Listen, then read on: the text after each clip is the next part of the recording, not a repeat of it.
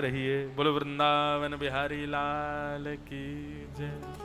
आइए अब आगे के क्रम में प्रवेश करते हैं। बड़े आनंद के साथ हम आप सब लोग श्रीमद् भागवत जी के मधुर कथा का श्रवण कर रहे हैं। हमको बहुत आनंद आ रहा है, इतने विस्तार से इतना समय मिल गया है, धीरे धीरे बोलते चल रहे हैं आगे की ओर। और आज विदुर मैत्री संवाद चल रहा है। श्री विदुर जी महाराज मैत्री मुनि के आश्रम में विराजमान हैं और मैत्री मुनि से प्रश्न कर रहे हैं। कल का प्रश्न याद है? माइक लगवा दें, कोई आके बताओ कल क्या प्रश्न था विदुर जी का। किसी को याद नहीं है। ऐसे कथा नहीं सुननी चाहिए भैया, याद रखा करो। मैंने पहले दिन कथा में बताया था ना, आप पूर्व दिन की यदि कथा भूल जाते हैं तो तामसी हो जाती है कथा। इसलिए वक्ता पूजनीय हो जाता है। क्यों? उसको बेचारे को सब याद है, मैंने पहले दिन क्या बोला था, मैंने तीसरे दिन क्या बोला था। और ये वक्ता होने का एक और गुण आ जाता है कि हम किसी और की भी कथा सुनते हैं तो उसकी भी याद रहती है कि उसने कब कहां क्या बोला था।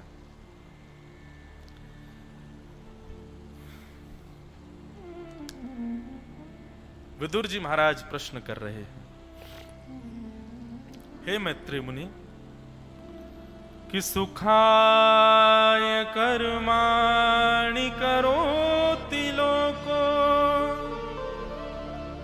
न ते सुखं वान्यदुपारमं वा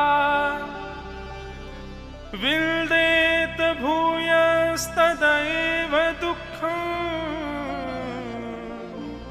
यदत्र युक्तं भगवान् वदेन्नः।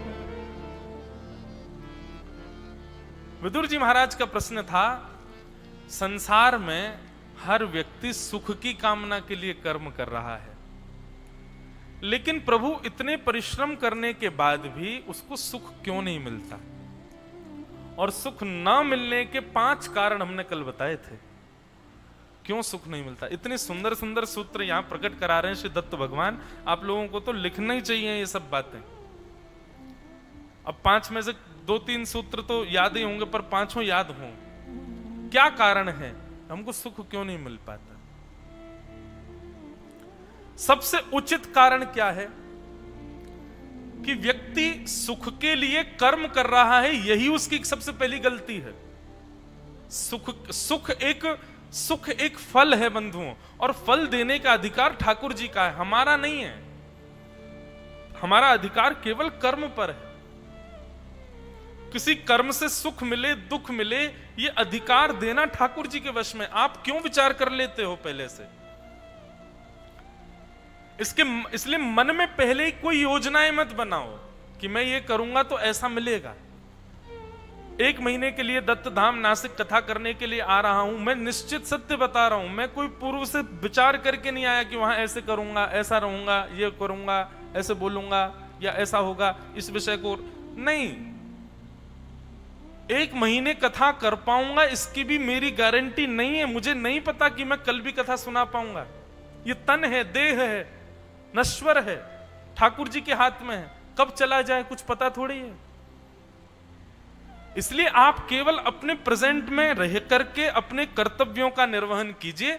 फल छोड़िए, ठाकुर जी के हाथ में। उनसे तो केवल इतना कीजिए, मैं कर्म कर रहा हूं, आपने मुझे हाथ पैर दिए, बुद्धि दी, मन दी है। अब इससे जो मुझे मिलना चाहिए, जो मेरे लिए उपयोगी हो, उचित हो, आप मुझे प्रदान करो। दुनिया भर के टोने टोटकों में लगे हैं लोग, अपने कार्यों को सिद्ध कराने में। दुनिया भर के यत्न करने में लगे हैं लोग कि कैसे भी हमारे जीवन के दुख सुख सब सही हो जाएं। अरे ठाकुर जी पर कर्म स्वयं करना है, फल के लिए निर्भर ठाकुर जी पर रहना है। फल के लिए निर्भर रहो ठाकुर जी पर। आपको जो प्रिय लगे वो मुझे प्रदान करो। सूरदास जी की पंक्ति है, जैसे राखो वैसे रहूं। आप जैसे रखोगे नाथ, मैं वैसे रहूंगा। मेरे कोई अपनी भाषा, अपना कोई भाव नहीं है। तो सबसे पहले अगर जीवन में आपको शांति चाहिए तो सुख की कामना से कोई भी कर्म करना बंद कर दीजिए, और किसी भी कामना से कर्म करना बंद कर दीजिए। केवल कर्म पर ध्यान रखिए। भगवान को देने दीजिए जो आपके लिए उचित हो, उसको स्वीकार कीजिएगा। तो एक कारण यह बताया था, और भी 2-3 कारण बताए थे। दूसरा कारण हमने बताया कि कर्म करो पर कृष्ण संबंधी होकर के करो। अपने कर्म में स्वयं की प्रसन्नता का भी भाव किंचित भी मत रखो कि मुझे अपनी प्रसन्नता के लिए करना, नहीं, मेरे ठाकुर जी इसमें प्रसन्न हैं इसलिए मुझे करना है, मेरे ठाकुर जी की सेवा हो पाएगी इसलिए मुझे करना है। अभी कल परसों कुछ आए थे, एक बालक आया था, उनके माता पिता बोले महाराज जी अब ये इतनी सी अवस्था में भजन कर रही है, हमें तो चिंता होती है आगे चल के कैसे होगा क्या होगा। महाराज जी आजकल इतनी विडंबना का विषय हो गया, युवा भक्ति करते हैं तो माता पिता चिंता करते हैं। मैं अधिकतर, मेरे को कथा में कहीं भी जाऊं तो वहां एक परिवार तो ऐसा मिलता ही है, बोले महाराज जी आप इसको थोड़ा समझाओ, ये ज्यादा ही भक्ति भजन भाव में लग गया है, आगे चल के कैसे होगा, ब्याह कैसे होगा, गृहस्थाश्रम में कैसे जाएगा। तो हम एक बात कहते हैं भैया, भजन मार्ग में नहीं होता, व्यसन मार्ग में होता तो आपको चिंता नहीं होती।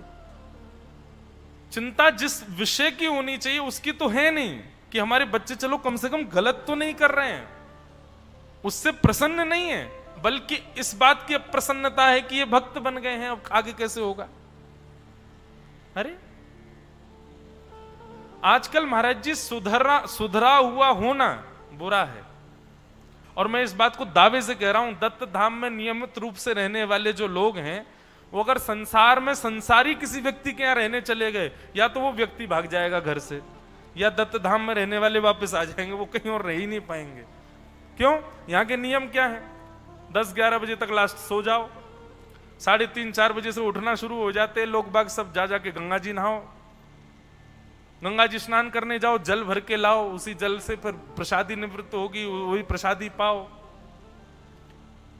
जो बनेगा सबको एक साथ पाना है। दत्त भगवान की पंचपदी में जाना, लेट हो गए तो कान पकड़ के खड़े रहो। इतने नियमित रूप से, भक्तिभाव रूप से यहाँ के लोग रहते हैं, संसार में कहीं रह पाएंगे? या तो वो भाग जाएंगे जिनके यहाँ जाएंगे, या फिर यही वापस, वो तो नहीं भागेंगे, वो क्यों जाएंगे, हम ही को ही वापस आना पड़ेगा। कितनी बड़ी विडंबना है कि आज की तारीख में अगर आप सुधरे हुए हो, आप नियमों से रहते हो, आप ठाकुर जी की सेवा प्रणाली का में रहते हो, तो आप संसार के स्वीकार के अधिकारी नहीं हैं। संसार आपको स्वीकार नहीं कर पाएगा। ब्याह नहीं हो रहे लोगों के, क्यों? भक्ति भजन वाले हैं, इनसे कैसे ब्याह करें, या वो स्वयं भय में हैं, हम किससे ब्याह करें, जिससे ब्याह करें वो कहीं व्यसनी ना हो। आजकल तो उल्टा नियम चल गया है। पहले महाराज जी जन्म कुंडली आदि मिलवाते थे, अब लड़का लड़की आपस में चर्चा कर लेते हैं, बोले तुमको पीना पसंद है, बोले हाँ पसंद है, वो ठीक है फिर तुम ब्याह कर लेते हैं, दोनों पिया करेंगे बैठ करके। तुमको ऐसा करना पसंद है, बोले हाँ, अरे तो फिर कुंडलियों को रहने दो, पंडित जी की बात छोड़ो, फिर तो दोनों की पटेगी जमेगी, चलो। ऐसी भावना, मतलब आज सुधरा हुआ होना शाप हो गया है। एक व्यवस्थित जीवन जीने वाला व्यक्ति, उसको संसार स्वीकार नहीं कर पा रहा, और ना भी करे, हमें चाहिए भी नहीं कि कोई स्वीकार करे। बड़ी विडंबना है संसार में। लेकिन चिंता इस बात की नहीं होनी चाहिए माता पिता को कि हमारे बालक भजन मार्ग में आ गए, अरे ये तो अच्छा है ठाकुर। और एक बात आपको मैं तो कहता ही हूं कथा में, आपके बच्चे के चाहने से वो भजन मार्ग में नहीं आया है, ठाकुर जी चाहते थे इसलिए वो आया है, उसके पूर्व के प्रारब्ध थे इसलिए वो आया है, ठाकुर जी से उसका कोई संबंध है इसलिए वो आया है, वो अपनी चाह से तो कभी नहीं आ सकता। और इसकी चिंता मत करो, ठाकुर जी पर निर्भर रहो, ठाकुर जी कोई व्यवस्था करेंगे उचित, सबकी करते हैं ठाकुर जी, उसकी भी करेंगे, उसकी और अच्छी करेंगे। भक्तों के साथ महाराज जी दो ही स्थिति है, या तो उसको पूर्ण रूपेण अनुकूल व्यक्ति मिल जाएगा, या फिर पूर्ण रूपेण प्रतिकूल मिलेगा। अनुकूल मिलेगा तो दोनों मिलकर के भजन भाव करेंगे, सेवा करेंगे। और प्रतिकूल मिलेगा तो मतलब ये समझ लीजिए कि ठाकुर जी की और विशेष कृपा है उस पर कि प्रतिकूल पति या प्रतिकूल पत्नी मिली है। क्यों? ठाकुर जी नहीं चाह रहे कि आप अपने उस हिस्से के प्रेम को भी किसी और को दो, वो भी मुझे ही दो, वो भी ठाकुर जी को ही दो। इसलिए ठाकुर जी ने अनुकूल जोड़ी नहीं बनाई, प्रतिकूल बना दी। अनुकूल बना दें तो कृपा, प्रतिकूल बना दें तो और बड़ी कृपा। तो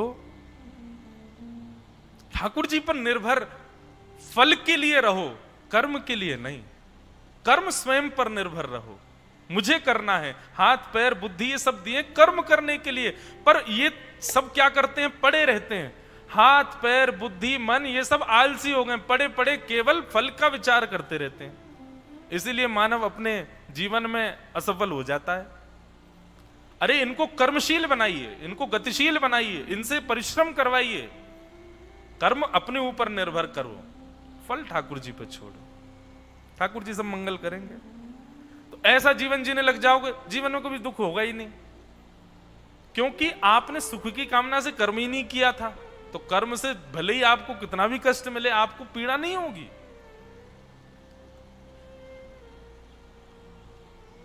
बहुत सुंदर प्रसंग है ये। श्री विदुर जी महाराज प्रश्न कर रहे हैं और श्री मैत्री मुनि उनके प्रश्नों का उत्तर दे रहे हैं।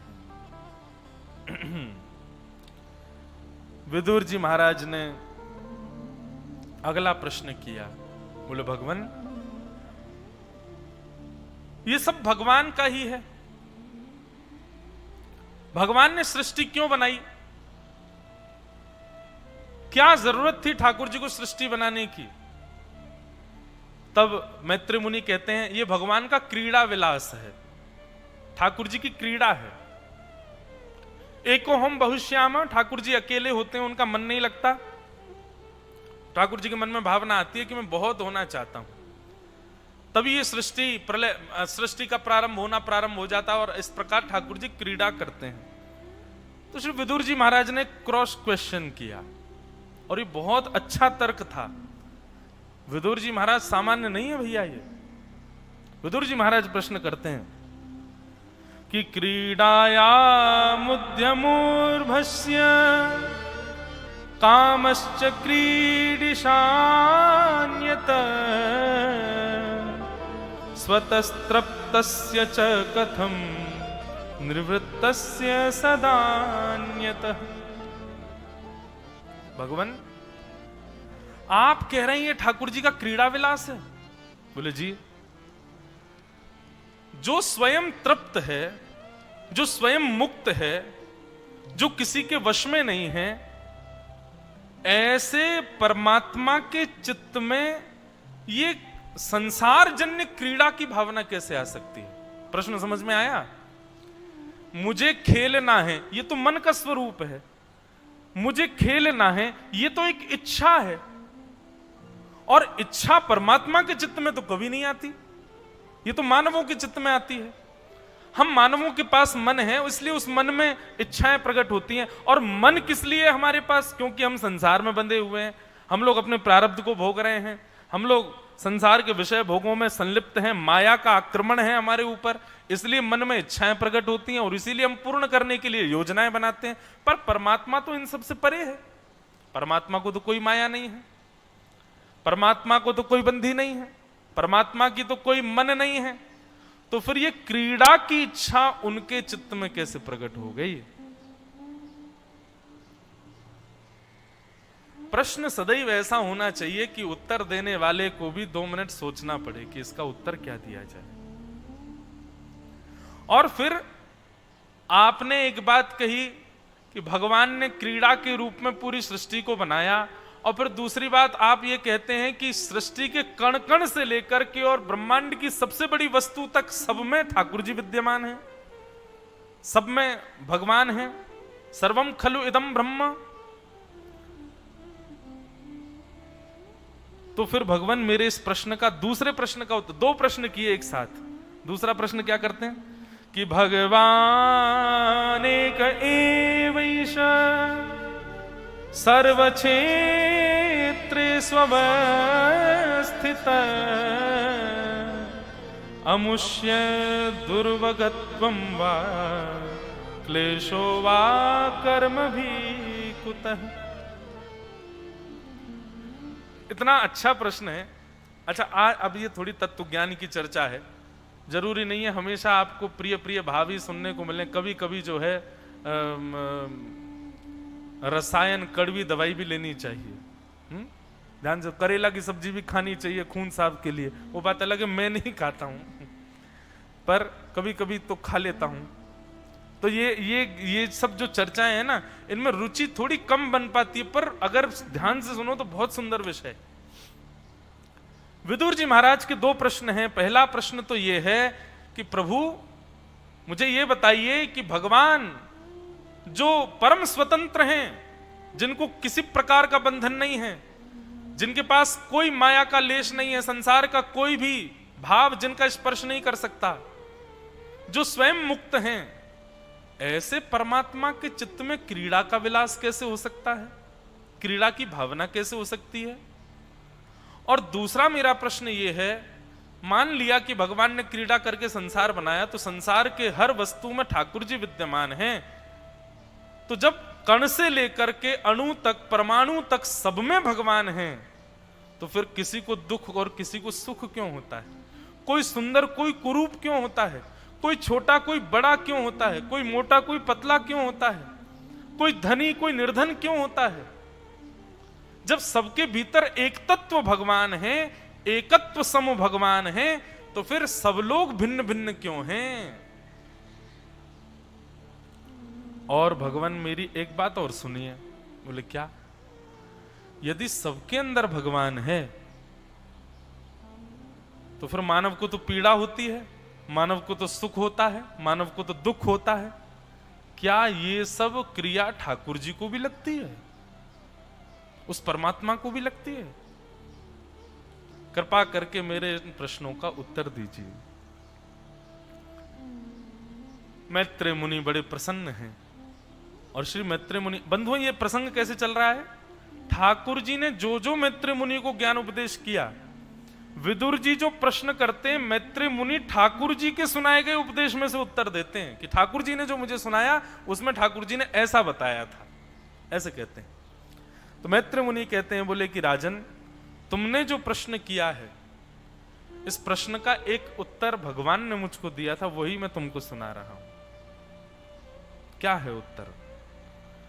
सेयं भगवतो माया यन्येन विरुध्यते ईश्वरस्य विमुक्तस्य कार्पण्यमुत बन्धनम् कि यथा जले चन्द्रमसः कंपादेस्तत्कृतो गुण दृश्यते सन्नपि दृष्टो आत्मनो नात्मनो गुणः। इतना सुंदर उत्तर देते हैं, अद्भुत।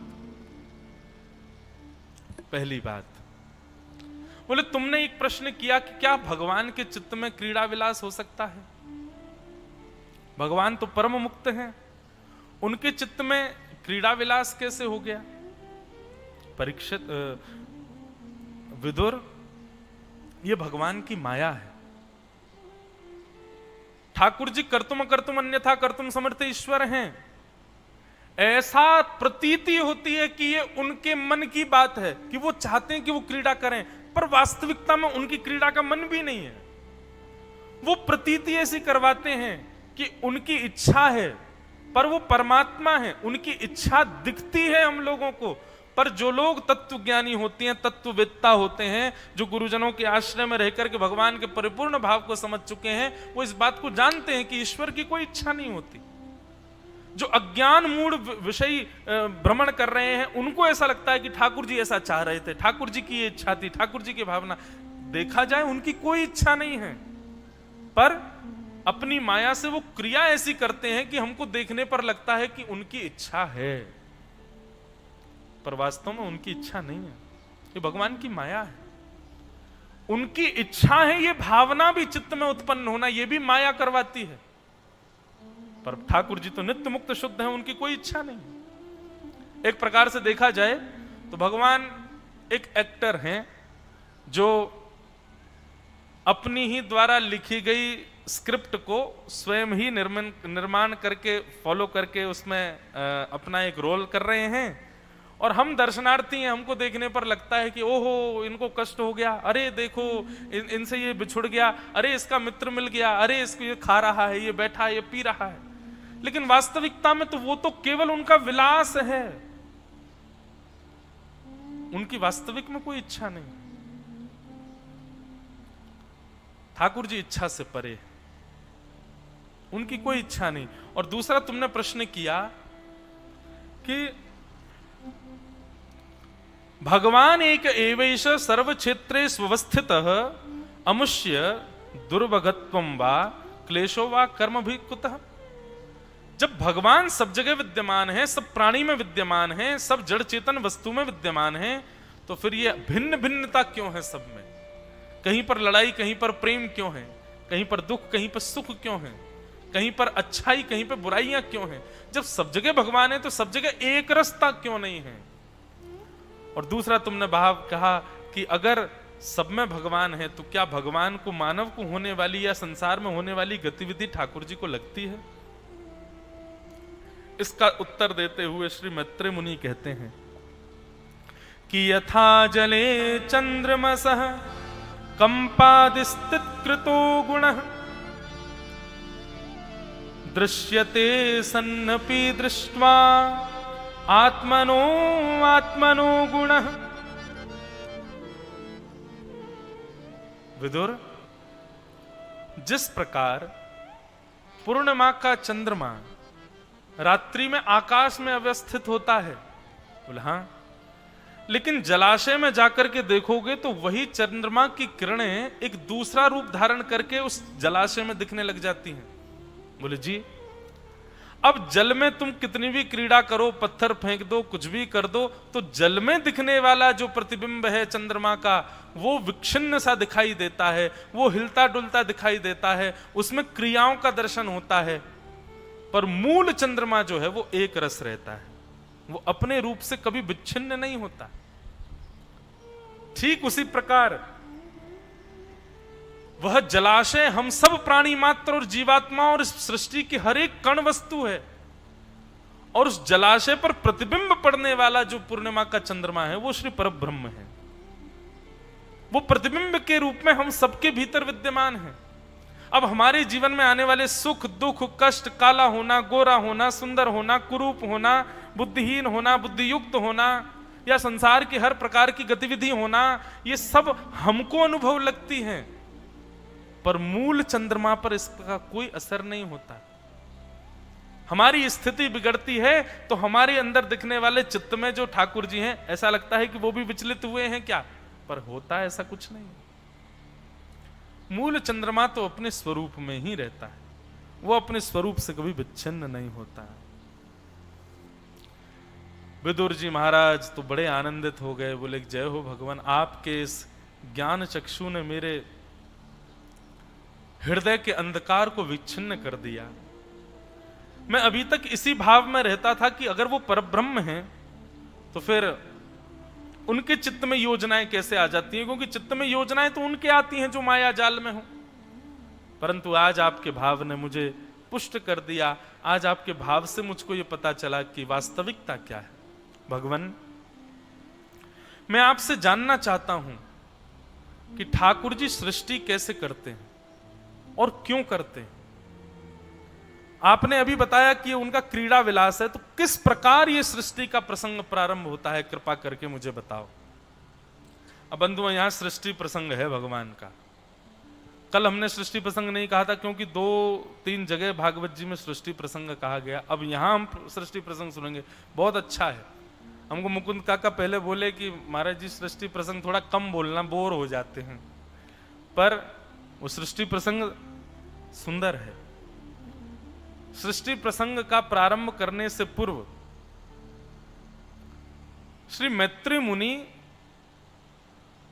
प्रलय का प्रसंग सुनाते हैं। बोले प्रलय जान जाओ तो सृष्टि तुमको अपने आप समझ में आ जाएगी कि कैसे होती है।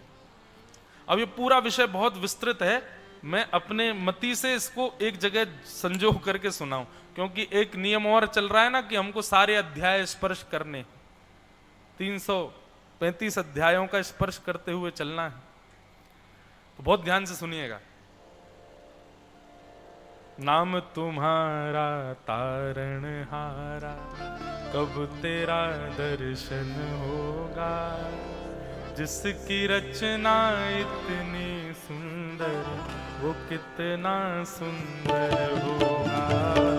नाम तुम्हारा तारणहारा, कब तेरा दर्शन होगा। करताल बजा के गा।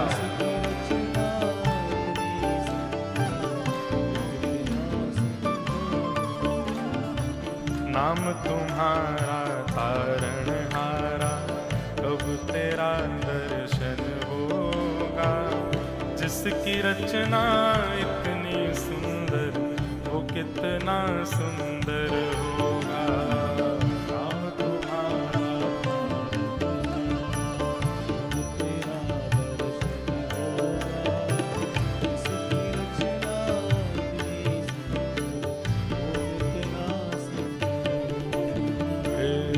कितना सुंदर होगा, वो कितना सुंदर। हे सुर नर मुनि जन जिन चरणों में निस दिन ध्यान लगाते हैं,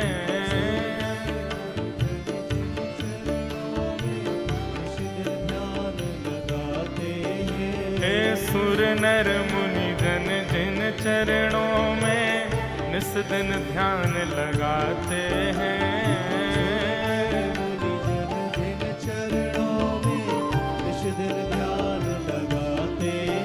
ओ जो गाते हैं उनकी महिमा मन वांछित फल पाते हैं।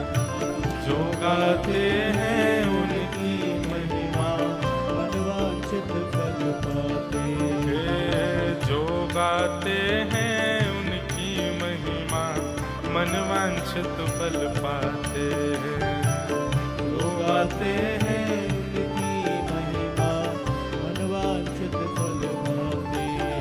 ओ धन्य घड़ी समझूंगा उस दिन, जिस दिन तेरा दर्श होगा, जिसकी रचना इतनी सुंदर वो कितना सुंदर होगा। हम तुम्हारा दर्शन होगा, जिसकी रचना इतनी सुंदर वो कितना सुंदर होगा। ओ जिसकी रचना इतनी सुंदर वो कितना सुंदर होगा। जिसकी रचना इतनी सुंदर वो कितना सुंदर। श्री दत्त भगवान की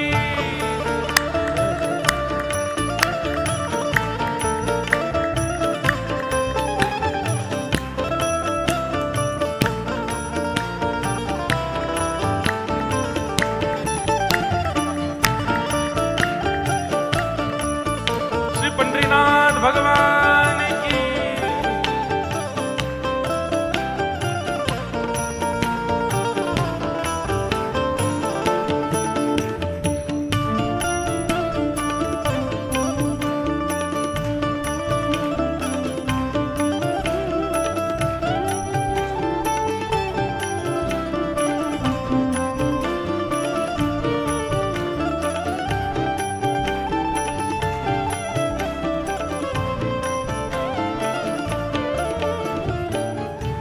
दयाल दया के सागर जग में नाम तुम्हारा है। दया के सागर जग में नाम तुम्हारा है। हे दीन दयाल दया के सागर जग में नाम तुम्हारा है।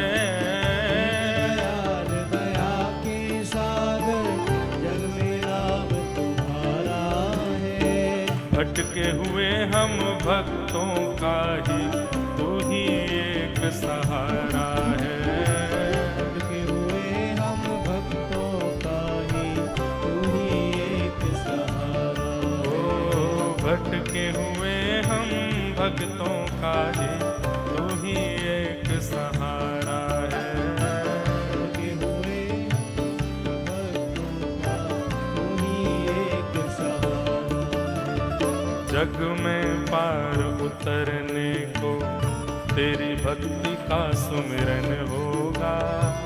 जिसकी रचना इतनी सुंदर वो कितना सुंदर होगा। जिसकी रचना इतनी सुंदर वो कितना सुंदर होगा। वो नाम तुम्हारा तारनहारा अब तेरा दर्शन होगा। जिसकी रचना इतनी सुंदर वो कितना सुंदर होगा।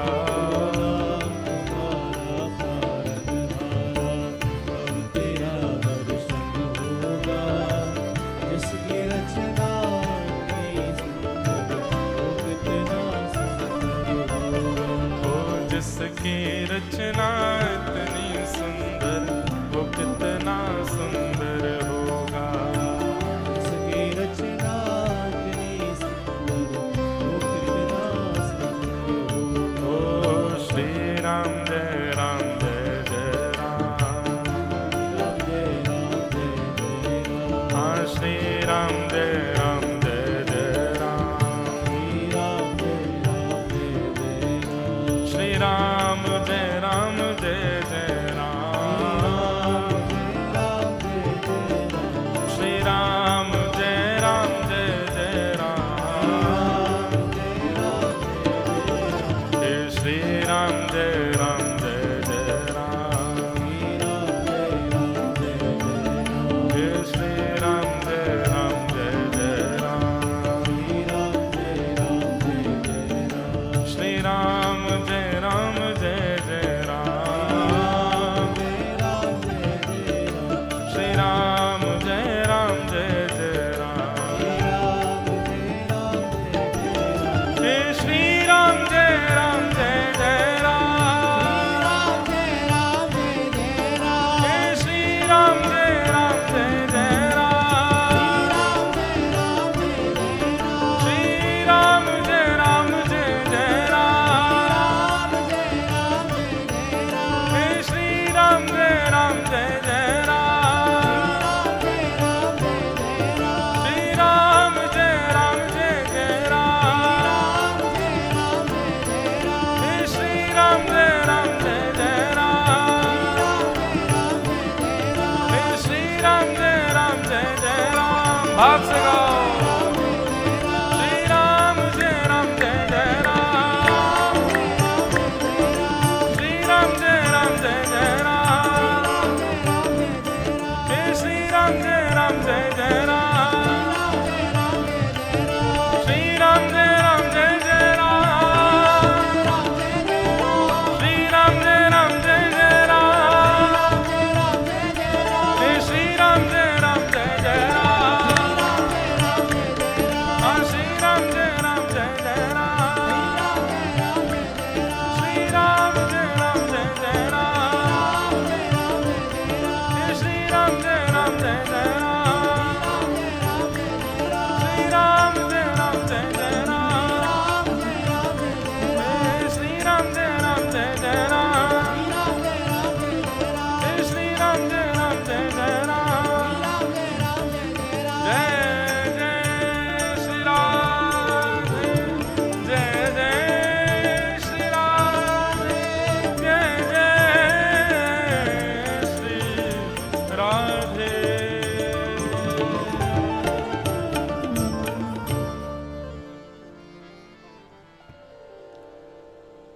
जिसकी रचना इतनी सुंदर वो कितनो सुंदर होगा भैया। बहुत सुंदर हैं ठाकुर जी। नैन पलक लागे नहीं। पलक जो हैं ये हमारे वश में होती हैं। नैन पलक लागे नहीं बिन देखे। हमारे ब्रज रसिक कहते हैं, बोले ठाकुर जी कितने सुंदर हैं। बोले इतने सुंदर हैं कि हमारी समस्त इंद्रियों में एकमात्र ये पलक ऐसी हैं जो हमारे वश में नहीं होती। ये कितनी बार झपकती हमको पता नहीं, और हम कभी सोच के नहीं झपकते। कई बार श्वास भी हम सोच के लेते हैं। सब इंद्रियां सोच से ही कर्म करती हैं, पर ये पलक हमारे वश में नहीं होती, ये स्वतंत्र होती हैं। इनको जब झपकना है झपक। आप जिस दिन इन पर हक जमाना प्रारंभ कर दोगे, पलकों को सोचने लग जाओगे नहीं तुमको खुले रहना है, सो ही इनमें से मोटे मोटे अश्रुबिंद गिरने लगेंगे। आप सब चीज सह सकते हो, लेकिन अपने पलकों को अपने वश में नहीं कर सकते। लेकिन हमारे ब्रज के रसिक कहते हैं, नैन पलक लागे नहीं। बोले जब ठाकुर जी सन्मुख आ जाते हैं तो हम कैसे हो जाते? बोले अनमिश, हमारी पलकें जो हैं वो झपकना भूल जाती हैं, वो नीचे आ ही नहीं पाती हैं। आप प्रयास भी करोगे कि मुझे नेत्र बंद करने, तो नेत्र बंद हो नहीं पाएंगे। ऐसा ठाकुर जी का रूप है। तो सृष्टि का प्रसंग से पहले प्रलय का प्रसंग सुनिए। प्रलय कैसे होता है, और प्रसंग का वर्णन करते हुए कहते हैं, बोले कि जब प्रलय आना होता है तो सबसे पहला लक्षण क्या है प्रलय का?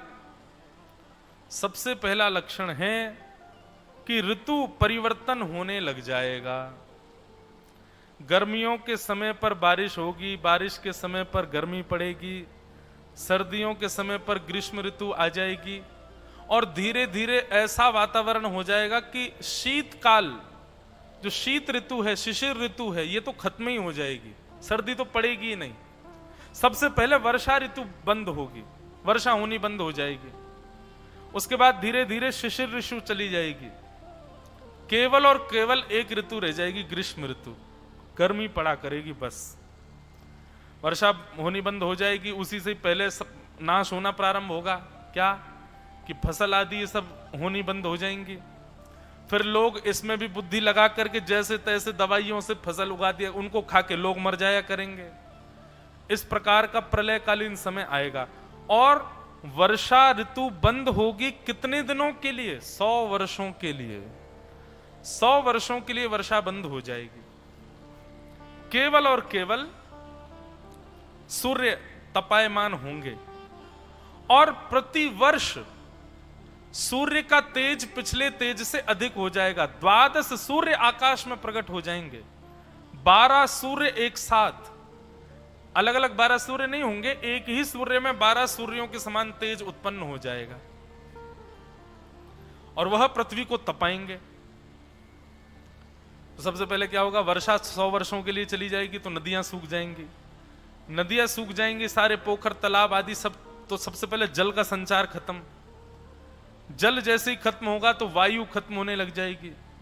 धीरे धीरे तड़प तड़प करके लोग मरने लग जाएंगे। लेकिन मानव इतना बुद्धिमान होगा उस समय पर, वो फिर भी किसी ना किसी उपाय से जीवित रहेगा, वो कुछ ना कुछ कर लेगा उस समय पर भी। पर तभी क्या होगा? वर्षा बंद हो गई, हवा भी बंद हो गई, फसल आदि भी बंद हो गई। खाएंगे क्या? मानवों को खाना प्रारंभ कर देंगे। उसके बाद क्या होगा? शेषनाग के सिर के ऊपर तिल के समान पृथ्वी रखी हुई है। शेषनाग अपने सैकड़ों फनों से आग के गोले पृथ्वी के ऊपर फेंकेंगे। क्या हाल होगा? हम लोग तो बचेंगे ही नहीं, पूरी पृथ्वी जल करके राख हो जाएगी। इस प्रकार प्रलय आएगा। वो पिक्चरों में दिखाते हैं, सुनामी आ गई, पूरी पृथ्वी पानी पानी हो गई, आदि आदि। हर प्रकार से अलग अलग देखो, पंच तत्व हैं, पृथ्वी, जल, अग्नि, वायु, आकाश। हर प्रलय में एक श्रेष्ठ होता है। कभी जल प्रधान होता है, कभी अग्नि प्रधान होती है, कभी आकाश प्रधान होता है, कभी वायु। ठाकुर जी की इच्छा है किस तत्व को कह दें कि तुम आक्रमण कर दो। तो कभी जलाशय में डूब जाते हैं, पर मुख्य रूप से ये अग्नि में तपने वाला प्रलय है। और अभी प्रलय नहीं होगा कलयुग के बाद में। कलयुग के बाद में पुनः सतयुग प्रारंभ हो जाएगा। ऐसा हमारे गुरुजन बताते हैं कि भगवान कल की आएंगे, और कल की आकर के जब पूरे विश्व का संहार करेंगे तो जो गिने चुने धार्मिक लोग बचेंगे वो शयन करेंगे, और जब पुनः उनके नेत्र खुलेंगे तो सतयुग प्रारंभ हो जाएगा, और सतयुग पूर्ण फिर से शून्य से सब कुछ प्रारंभ होगा। धीरे धीरे धीरे धीरे फिर सब शुद्ध होगा, पवित्र होगा, आदि आदि ऐसा होगा। प्रलय कब आती है? सतयुग त्रेता द्वापर कलयुग, सतयुग त्रेता द्वापर कलयुग, सतयुग त्रेता द्वापर कलयुग जब 71 बार बीत जाते हैं, 71 टाइम्स, तब ब्रह्मा जी का एक दिन होता है। ऐसे ब्रह्मा जी की जब 100 साल की आयु पूरी होती है तब प्रलय आता है, और प्रलय में ब्रह्मादि देवता भी चले जाते हैं, केवल मानव नहीं जाते। तो अभी तो प्रलय बहुत लंबी है, अब उसकी ज्यादा गहराइयों में जाना है तो फिर हमारे यहाँ गुरुजन बैठे, इनसे आप ज्यादा पूछ लेना। ये आपको मनु का नाम भी बता, अभी कौन से मनु चल रहे हैं, और प्रलय आना होगा उस समय कौन से मनु होंगे, इंद्र कौन होंगे उस समय, वहां इंद्र की पदवी पर कौन बैठा, ऐसा ऐसा पूरा वर्णन किया गया है, तब जाकर के प्रलय आएगा।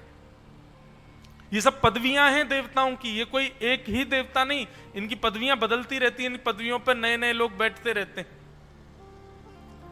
तो प्रलय सुनिए, पूरी पृथ्वी पर 100 वर्षों तक बारिश नहीं होगी, 12 सूर्य आकाश से तपाएंगे, और सहस्त्र मुखों से शेषनाग अग्नि के गोले पृथ्वी के ऊपर फेंकेंगे। पृथ्वी का मानव तड़प तड़प करके मर जाएगा, और पूरी पृथ्वी एक उपले की तरह, आपके यहां के तो गोबरी की तरह लाल लाल हो जाएगी, जल जाएगी। और फिर क्या होगा? बोले जितनी समुद्र आदि सब सूख चुका है, तो समुद्र, नदियां, जल जो भी आकाश में उड़ करके भाप बन के बादल बन के गए थे, 100 वर्षों के बाद उन बादलों का आगमन होगा, और वे सब बादल आकर के सांबर तक वर्षा करेंगे। 100 वर्षों तक वर्षा होगी। पहले 100 वर्षों तक पृथ्वी को तपाया जाएगा, जब सब कुछ नष्ट हो जाएगा, बिल्कुल राख हो जाएगी पृथ्वी, तब 100 वर्षों तक वर्षा होगी। और उस वर्षा में क्या होगा? पूरी पृथ्वी कैसी हो जाएगी? जैसे गोबरी को जला दो पूरी तरीके से, जब पूरी भस्म हो जाए, उसमें पानी डाल दो, क्या होगा? भस्म पानी में मिल जाएगी, बहने लगेगी। ऐसे ही पूरा ब्रह्मांड भस्म बनकर के जलाशय में बहने लगेगा। तब विराट भगवान अपना मुख खोलेंगे और श्वास भीतर को लेंगे। संपूर्ण चराचर ब्रह्मांड जो अब राख बनकर के जलाशय में मिल गया, सब कुछ भगवान के मुख में होकर के गर्भ में चला जाएगा। फिर ठाकुर जी योग निद्रा में शयन करेंगे, ठाकुर जी सो जाएंगे। बंधुओं, सतयुग त्रेता द्वापर कलयुग 71 बार बीतते हैं, तब ब्रह्मा जी का एक दिन होता है। ऐसे ब्रह्मा जी के जब 100 साल होते हैं, तब विराट भगवान का एक दिन होता है। सोचो, हमारा कोई अस्तित्व पता भी होगा भगवान को? हम कहां के कौन हैं? कुछ अता पता भी नहीं होगा हमारा ठाकुर जी को, लेकिन फिर भी वो सबका ध्यान रखते हैं। हम कितने भाग्यशाली, हम ठाकुर जी की सेवा करते हैं, उनकी लीला सुनते हैं, उनसे प्रेम करते हैं, और वो भी रिटर्न में प्रेम हमको देते हैं। ऐसे परब्रह्म विराट भगवान की ज्यादा विषय सुन लिए ना आपने, तो महाराज रात में भी वही देखेंगे। फिर आपको भयाभय नहीं है, पर उनका रूप ऐसा है, उनका वर्णन ऐसा है भागवत जी में। तो मैं तो कभी कभी विराट भगवान को पढ़ने के बाद फिर से बरहा पीड़म नटवर बपु कर्ण यो कर्ण कारम विभ्रत वासा कनक कबसम वही जयंतीम चमालाम, वही ठीक है भैया। विराट भगवान को हम ज्यादा देख ही नहीं पाते, उनके एक रो में। अच्छा, एक और बात सुन लीजिए, ये जो प्रलय हुआ है, ये केवल हमारी पृथ्वी और हमारे ब्रह्मांड का नहीं हुआ है। भगवान के एक रोंकूप में करोड़ों ब्रह्मांड हैं। एक रोंकूप में करोड़ों ब्रह्मांड हैं। उन करोड़ों ब्रह्मांड में एक ब्रह्मांड हमारा, उस ब्रह्मांड में एक पृथ्वी पर हम रहते हैं। ऐसे करोड़ों ब्रह्मांड का प्रलय होता है। एक बार वो हमारे ब्रज की कथा है कि श्यामा श्याम दोनों लीला कर रहे थे। इतने में ही ठाकुर जी तो लीला विलास हमेशा वृंदावन में चलता ही रहता है, ठाकुर जी का आज भी चल रहा है। तो श्री उद्धव जी महाराज ठाकुर जी के परम प्रिय सखा, वो ठाकुर जी की निवृत्त निकुंज में प्रवेश करने लगे। हमारे व्रज में कुंज, निकुंज, निवृत्त निकुंज, ये 3 कुंज होती हैं। कुंज में सबका प्रवेश है, हम लोग जहां तक जाते हैं वो कुंज है, लेकिन वहां जा करके जब स्वयं को अधिकारी बना लेते हैं तो फिर हमारा निकुंज में प्रवेश हो जाता है। तो फिर निकुंज उपासी अलग दिखने लगते हैं वृंदावन में। निकुंज वृंदावन में जो आपको दिख रहे हैं वो सब कुंज उपासी हैं, पर वृंदावन में रह करके, वृंदावन की उपासना कर करके, वृंदावन की रज माथे से लगा करके, वहां के लीला विलास सुख ठाकुर जी की सेवा करके, संत जनों का संग करके फिर आपको निकुंज में प्रवेश मिल जाता है। तो निकुंज में प्रवेश करने वाले भक्त अलग ही दिखते हैं। उनका सुख केवल और केवल श्यामा श्याम का लीला विलास है और कुछ नहीं है। वो चीर पहन करके वृंदावन में रहेंगे, संत जनों के, व्रजवासियों की यहां की टूक पा करके रहेंगे, पड़े रहेंगे कुंजन के कोने में, श्याम राधिका गाते रहेंगे। ये निकुंज। और निवृत्त निकुंज क्या है? बोले निवृत्त निकुंज में किसी का प्रवेश नहीं है, केवल श्यामा श्याम है वहां पर। कुंज में सब कुछ है, निकुंज में केवल सखियां हैं और श्यामा श्याम हैं, और निवृत्त निकुंज में केवल श्यामा श्याम और कोई नहीं है। वहां तो कोई वही प्रवेश करता है जिसको ठाकुर जी या श्री जी जिस पर प्रसन्न हो गए। जैसे हमारे सूरदास, ये निवृत्त निकुंज में है। जैसे भक्तिमती मीराबाई, ये निवृत्त निकुंज में है। ये ठाकुर जी के अंतःपुर में है, बिल्कुल अंतरंग, वहीं रहते हैं। हमारे वृंदावन में ऐसा नहीं माना जाता कि सूरदास आदि ये सब इन्होंने प्राण त्यागे, नहीं। भाग्य बड़ो वृंदावन पायो।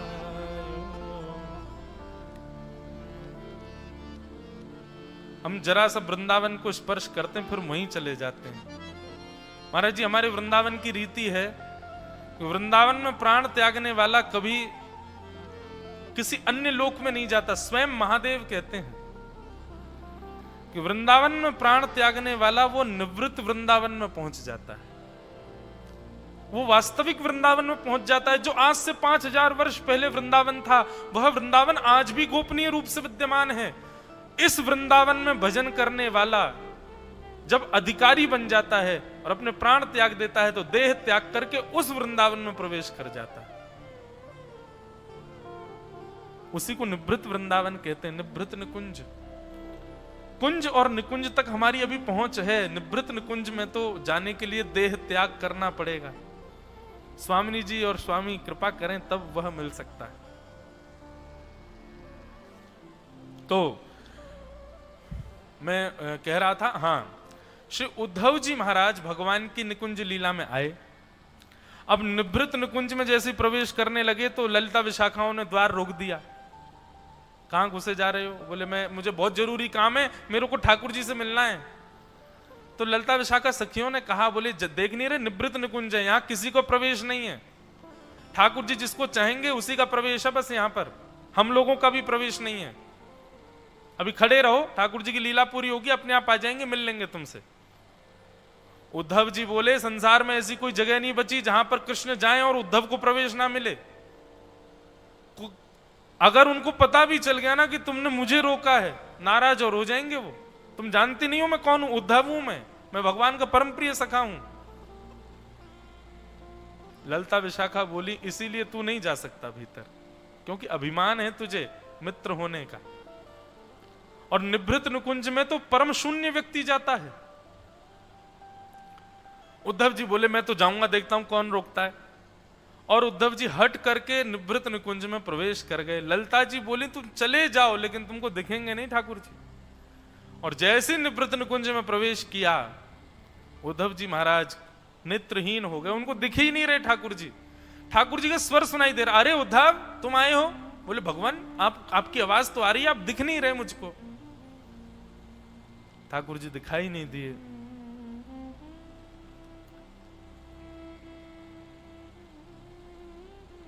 ठाकुर जी ने कहा, निश्चित ही ललिता ने तुमको रोका था, तुम फिर भी भीतर आ गए, इसीलिए मेरे वैष्णव के अपमान करने की वजह से उद्धव हुआ है कि तुम्हारे नेत्र चले गए।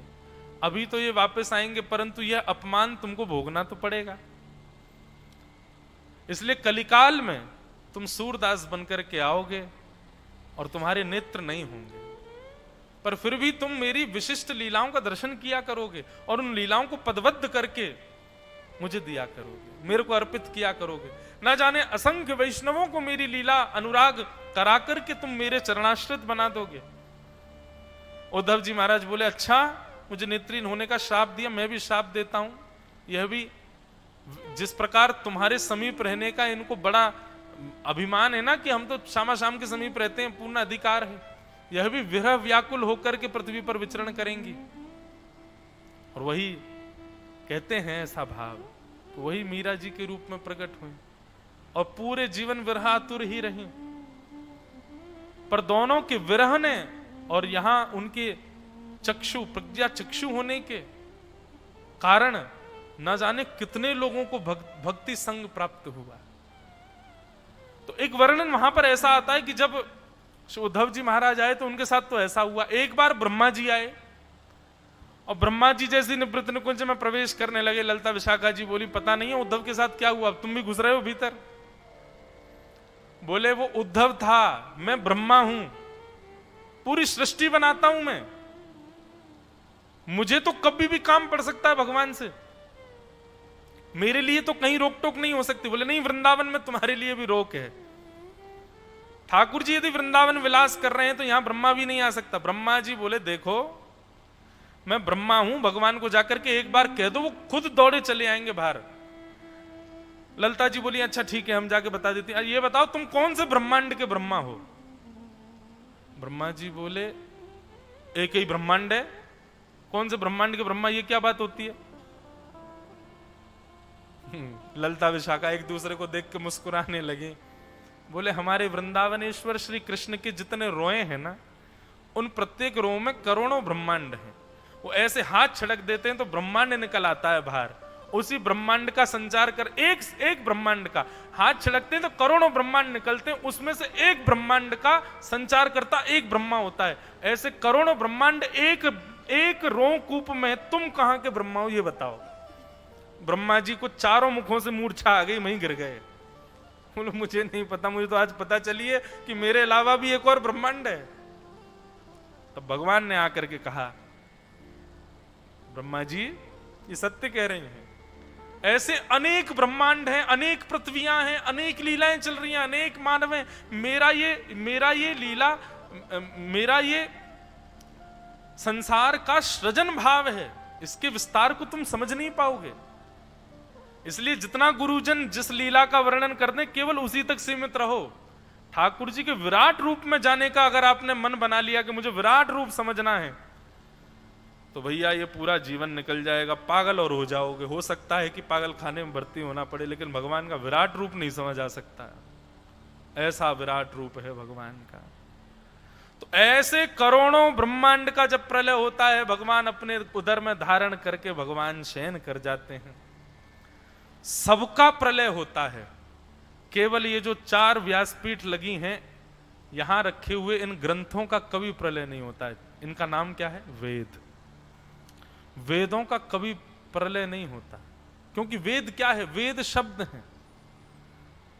हमने उनको एक ग्रंथ में एक स्थान पर नियुक्त कर दिया है, पर वे तो भूमंडल में विचरण करते रहते हैं। शब्द हैं और शब्द कभी बंध नहीं सकता। शब्द तो आकाश में घूमता है और आकाश स्वतंत्र है, आकाश की कोई सीमा नहीं है कि वहीं तक है।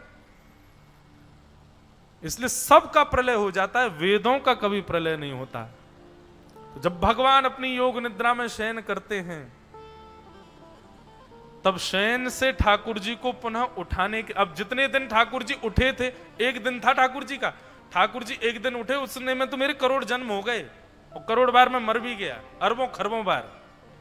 अब जितनी देर का दिन था उतनी देर की रात है, ठाकुर जी अब सो रहे हैं, ना जाने कितने दिन तक सोते हैं। उसके बाद फिर वेद भगवान के कानों में जाकर के अपने स्वरूप को मिला मिला करके भगवान की स्तुति गाते हैं। भागवत जी में वेद स्तुति है।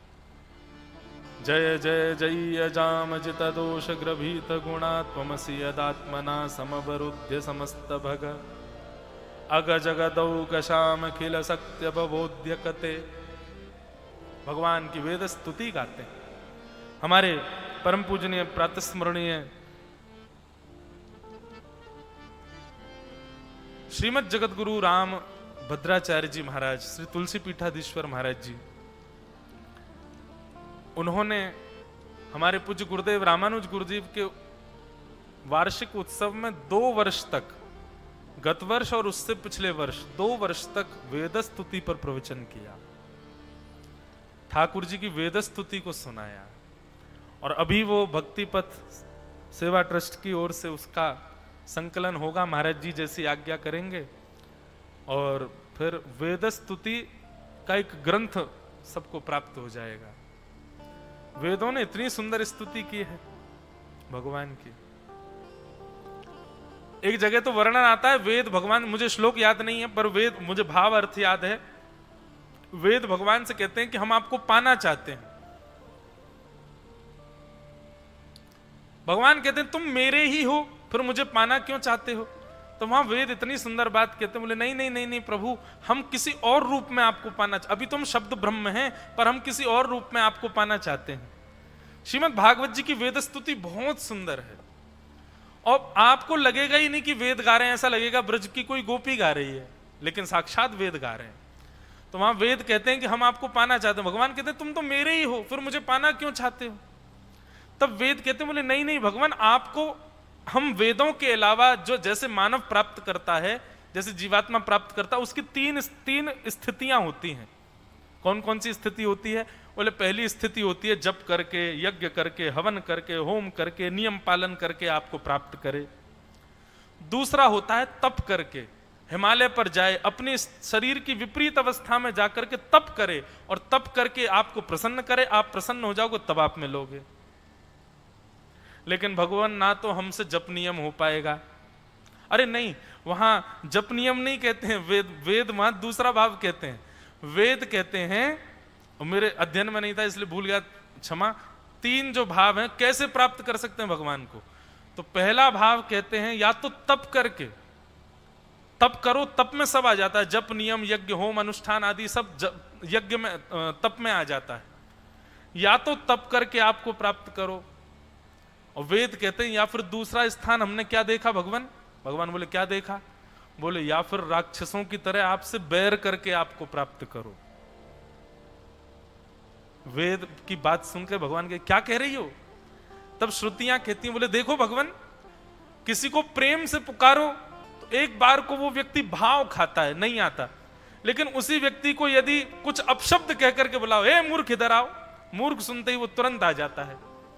इसका मतलब आपको प्राप्त करने का एक तरीका तो है जप नियम तप अनुष्ठान यज्ञ होम आदि, उससे आप सुनो नहीं सुनो, आप कई बार सुनते भी नहीं है पर प्रभु, पर दूसरा आपकी प्राप्ति का साधन हमने क्या देखा?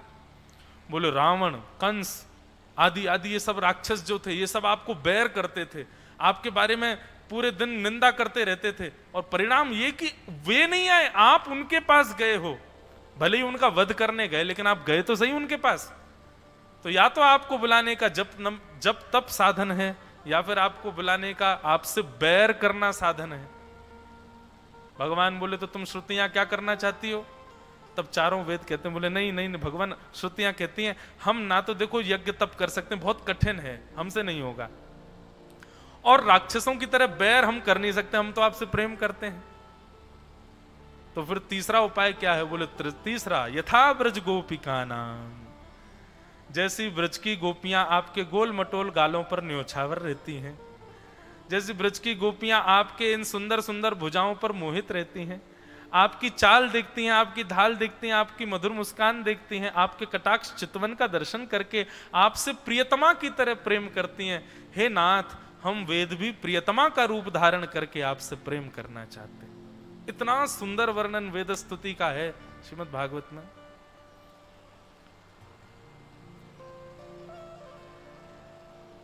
निगम कल्प तरोर गलितम फलम, श्रीमद् भागवत को फल कहा, लेकिन महाराज जी ऐसा फल है ना तो इसमें छिलका है ना गुठली है, केवल रस ही रस है।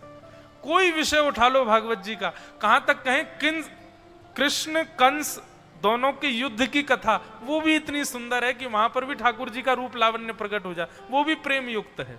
इसीलिए भागवत पुराण सम्राट है, क्योंकि यहां पर कोई भी विषय ऐसा नहीं है कि वो छोड़ दिया जाए तो चले, नहीं, सब सुनने योग्य।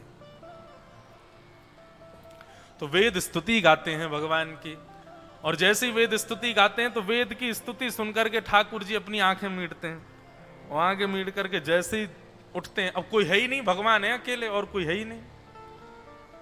तो भगवान बैठे बैठे मन में चिंतन करते हैं, और वो जो चिंतन करते हैं वो होने लग जाता है।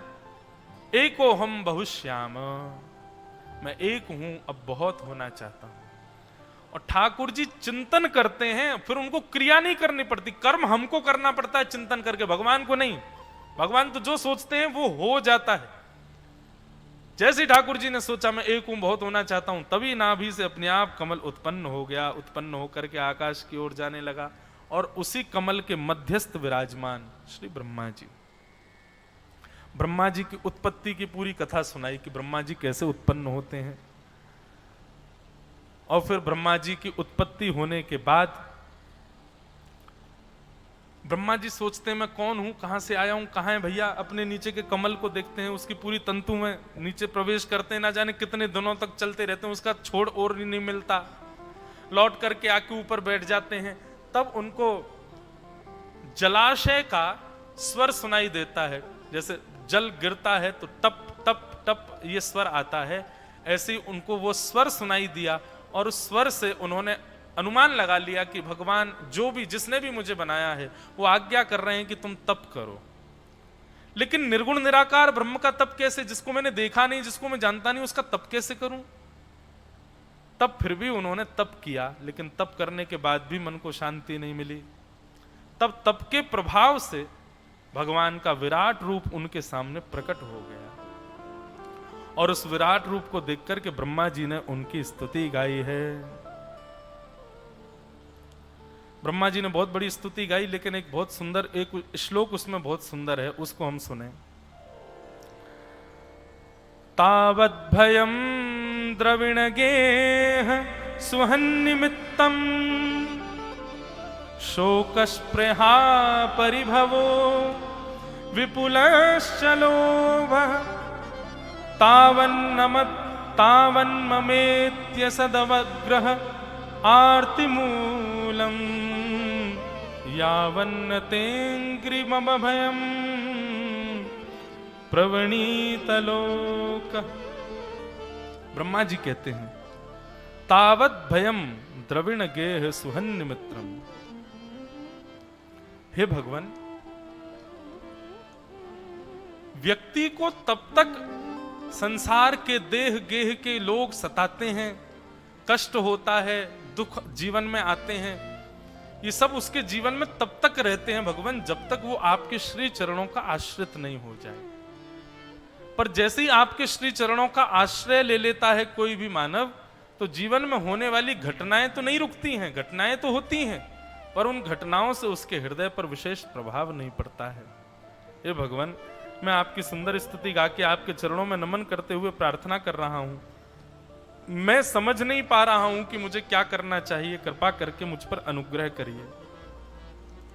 ब्रह्मा जी ने बहुत सुंदर स्तुति गाई भगवान की, लेकिन भगवान, अब एक स्तुति गाने वाले को स्तुति जिसने गाई है उसके प्रति थोड़ा प्रेम दिखाना चाहिए, लेकिन यहां देखो भगवान उनको डांट रहे हैं। जैसे ब्रह्मा जी ने स्तुति पूरी की तो भगवान कहते हैं, श्री भगवान उवाच माम वेद गर्वः कास्तंद्रिम सर्ग उद्यम मावह तन्मया पदितं यज्ञे यन्मां पार्थ्यते भावना। हे वेद गर्व ब्रह्मा, तुम स्तुति गाकर के आलस्य में मत जाओ, अपने आलस्य का त्याग करो, मेरे भरोसे पड़े रह करके आलसी मत बनो। मेरी स्तुति, मतलब भगवान यहां ये कहना चाहते हैं कि तुम मेरी स्तुति गा करके ये मत सोचो कि मैं प्रसन्न हो जाऊं तो तुम्हारे ऊपर कोई भार ना दे करके मैं ही सृष्टि कर दूंगा। आलसी मत बनो, देव देव आलसी पुकारा, मेरे भरोसे मत पड़े रहो, उद्यम करो।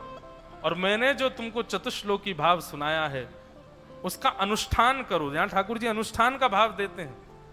अनुष्ठान करके अपनी मन बुद्धि को एकाग्र करके विचार करो और विचार करके कर्म में लग जाओ। तुमको सृष्टि करनी है, और कैसी सृष्टि करनी है? बोले ऐसी सृष्टि करनी है, ऐसे जीव बनाने हैं जो कर्म भी करें और मेरी प्राप्ति के लिए भजन भी करें। जाओ। ब्रह्मा जी को आज्ञा दे दी। ब्रह्मा जी ने पुरुषण किया, चतुश्लोकी भागवत का नित्य नित्य नित्य स्मरण करते रहते। उनकी बुद्धि मेधावी होती चली गई और श्री ब्रह्मा जी महाराज ने इस प्रकार पृथ्वी पर सृजन करना प्रारंभ किया। 10 प्रकार की सृष्टि ब्रह्मा जी ने बनाई। उसमें सबसे पहले श्री ब्रह्मा जी ने उद्भिद बनाए। उद्भिद किनको कहते हैं? जो जमीन से अपने आप प्रकट होते हैं, यानी कि वृक्ष आदि, इनका निर्माण किया। ब्रह्मा जी ने देखा ये कर्म तो कर रहे हैं लेकिन भजन नहीं कर सकते, जड़ हैं। तब ब्रह्मा जी ने दूसरी सृष्टि के रूप में अंडज बनाए। अंडे से प्रकट होने वाले जीव जंतु बना दिए। यह भी कर्तव्य तो कर रहे हैं, कर्म तो कर रहे हैं, लेकिन भजन नहीं कर रहे भगवान का। तब तीसरी सृष्टि के रूप में स्वेदज बनाए। वृक्षों के पुष्प पत्र फल गिर जाते हैं और गिर करके जब कुछ दिनों बाद जब वो अपने स्वरूप से विच्छिन्न हो जाते हैं, सड़ जाते हैं, तो उनसे उत्पन्न होने वाले छोटे छोटे कीड़े मकोड़े आदि, इन सब का निर्माण करना प्रारंभ किया। स्वेदज बनाए। और इसी श्रृंखला को बनाते बनाते ब्रह्मा जी को शांति नहीं मिली। बोले मैं बना तो रहा हूं लेकिन ये सब कर्म करने वाले हैं, भगवत प्राप्ति करने वाला एक भी नहीं बना अभी तक। तब उन्होंने जरायुज बनाए। जरा में लिपट करके उत्पन्न होने वाले जीव बनाए, जैसे कि शेर, चीता, भालू, गैया, भैंस, बकरी, ये सब बनाए, जो कि एक जरा में लिपटा करके बालकों को जन्म देते हैं। इन सब का निर्माण किया। लेकिन इन सब के निर्माण के बाद भी ब्रह्मा जी के मन को शांति नहीं मिली। बोले अभी तक वो निर्माण नहीं हो पाया जैसा भगवान ने मुझे आज्ञा की थी। तो जैसे ही मन अशांत हुआ, फिर से भगवान के द्वारा दिए गए तत्व ज्ञान का चिंतन करने लगे। और चिंतन करते करते करते करते वर्षों बीत गए। और जैसे ही ब्रह्मा जी को चेतना हुई, ब्रह्मा जी ने निर्माण करना प्रारंभ किया। और जैसे ही निर्माण किया है, भगवान के द्वारा बताए गए उस सुंदर भाव का चिंतन करने के बाद, तो सबसे पहले मानव की रचना हुई। और किनको बनाया? सनकम च सनंदम च सनातनम धाम भू सनत कुमारम च मुनि निष्क्रियानुध्वरेत् सह।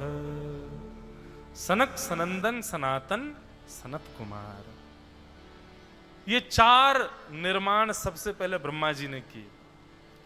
और इन चारों को बनाने के पश्चात ब्रह्मा जी ने कहा, वत्स, मैंने तुमको सृष्टि करने के लिए बनाया है, चलो अब मेरे साथ हाथ बटाओ और सृष्टि को आगे बढ़ाने में मेरे सहायक बनो। चारों रोने लगे। बोले महाराज नहीं नहीं पिताजी, हमसे ये सब मत करवाओ, हम तो भगवान का भजन करने के लिए आए हैं संसार में। हम तो ठाकुर जी का भजन करने के लिए प्रकट हुए हैं। आप संसार में हमको मत लगाइए भगवान, हम आपसे प्रार्थना करते हैं। इसीलिए इन चारों ने जन्म लेते ही कहा कि हम तो ठाकुर जी को भजने आए हैं। इसलिए भगवान ने इनको अपने प्रथम अवतार के रूप में स्वीकार किया। ये भगवान के प्रथम अवतार हैं। बोलो सनत कुमार भगवान की। सनक, सनंदन, सनातन, सनत कुमार, ये 4 वही हैं जिनके श्राप से जय और विजय बार बार राक्षस बनकर के आए और उनको संहार के लिए नारायण भगवान भिन्न भिन्न रूप धारण करके आए। ये भगवान के प्रथम अवतार हैं। ये चारों हमेशा 4 वर्ष के बालक के भांति छोटे से ही रहते हैं, कभी बड़े नहीं होते। और चारों का दर्शन श्री दत्त भगवान के मंदिर में भी हो रहा है। शिखर पर उनका दर्शन होता है, उनका दर्शन करिएगा। तो ऐसे सनत कुमार भगवान ये प्रथम अवतार भगवान के। अब यहां वर्णन आता है कि जैसे ही सनत कुमार कहने लगे हम तो भजन करने के लिए आए हैं, हम सृष्टि नहीं करने, तो ब्रह्मा जी बोले पहले जिनको बना रहा था वो सब कर्म करने वाले ही हो रहे थे, और अब ये बनाने में आए हैं, अच्छे से चलने फिरने बोलने वाले जीव बने भी हैं, अब ये भजन की ओर भाग रहे हैं। तो ब्रह्मा जी को इतना क्रोध आया, उनकी ललाट भौहें थोड़ी सी टेढ़ी हो गई और ललाट का क्रोध आ तो रहा था, वर्णन है कि वो रोकने का प्रयास कर रहे थे अपने क्रोध को, पर वो क्रोध रुका नहीं और तभी ललाट भेदन करके ब्रह्मा जी के ललाट से महारुद्र भगवान शिव प्रकट हो गए। बोलो देवादिदेव महादेव शंकर भगवान की। आहा। सवैरुरोध देवानां पूर्वजो भगवान भव। देवताओं के पूर्वज भगवान भव, ये महादेव का प्रथम नाम है भव। सवैरुरोध देवानां पूर्वजो भगवान भव। नामानि कुरु मे धातः स्थानानि च जगद्गुरो। जन्म लेते ही यहां वर्णन आता है कि जैसे ही प्रकट हुए भगवान शिव तो नन्हे से बालक के रूप में प्रकट हुए और ललाट से प्रकट होते ही जोर जोर से रोने लगे और जैसे ही रोने लगे रो करके रो के ही बोले, ए पिताजी आपने मुझको जन्म दिया है, मेरा नाम क्या है, मेरा नाम बताओ और मैं रहूंगा कहां, मेरे रहने का स्थान बताओ। तो ब्रह्मा जी मंद मंद मुस्काने लगे उनके रूप को देख करके और उनको देख करके श्री ब्रह्मा जी कहते हैं कि यदरोदि सुरश्रेष्ठ सोद्वेग इव बालक तत्स्वत्वाम भिदास्यांति नामना रुद्र इति प्रजा। बेटा तुम वैसे तो देवताओं के पूर्वज हो, लेकिन जन्म लेते ही बालकों की तरह रो रहे हो, इसलिए मैं तुम्हारा नाम रुद्र रखता हूं। तुम्हारा नाम रुद्र है और तुम्हारे रहने का स्थान मैं पहले ही बना चुका हूं। क्या? ये जो मैं जीवात्मा बना रहा हूं ना, इसका मन, उसमें विश्वास के रूप में तुम निवास करोगे।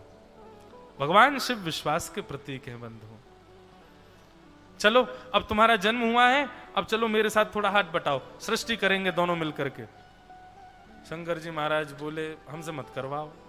बोले देखो तुमको नहीं जाने देंगे, हम पहले वाले तो भाग गए बच्चे, अब तुमको तो करनी पड़ेगी, सृष्टि करवाओ हमारे साथ। बोले पिताजी पछताओगे। बोले ठीक है पछता लूंगा, लेकिन तुम सृष्टि करो हमारे साथ। शंकर जी बोले ठीक है भैया चलो बताओ क्या करना है। बोले ये है डायग्राम पूरा बताया। बोले ऐसे ऐसे मानव बनाने हैं और जाओ, मैं तो बहुत दिनों से सृष्टि कर रहा हूं, थक गया हूं, थोड़ा आराम में जा रहा हूं, तुम जाओ जाकर के सृष्टि करो इसी अनुसार जैसा मैंने बताया।